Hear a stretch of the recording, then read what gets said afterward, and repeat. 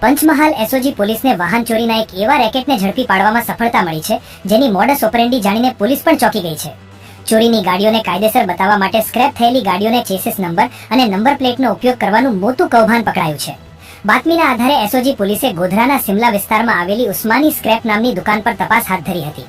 આ તપાસ દરમિયાન પોલીસને મોટી માત્રામાં શંકાસ્પદ સામગ્રી મળી આવી છે, જેમાં અલગ અલગ આરટીઓ રજિસ્ટ્રેશન વાળી 34 નંબર પ્લેટો, 33 જેટલી ચેસિસ નંબર લખેલી કાપેલી લોખંડની પ્લેટો અને 16 જેટલી વાહનોની ઓરિજિનલ આરસી બુક કબજે કરવામાં આવી છે.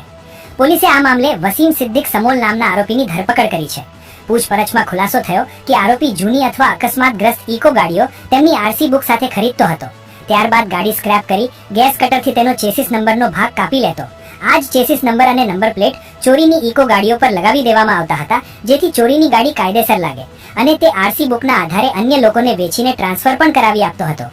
પોલીસે આરોપી પાસેથી જુદા જુદા જિલ્લાઓમાંથી ચોરી થયેલી કુલ 4 ઇકો ગાડી રિકવર કરી છે, જેની કિંમત આશરે 10.20 લાખ રૂપિયા થાય છે. આ સફળતા સાથે સુરતના કાપોદ્રા અને ઉધના, ગાંધીનગરના કલોલ ટાઉન તથા નવસારી ટાઉન પોલીસ સ્ટેશનમાં નોંધાયેલા 4 જેટલા વાહન ચોરીના ગુનાઓ પણ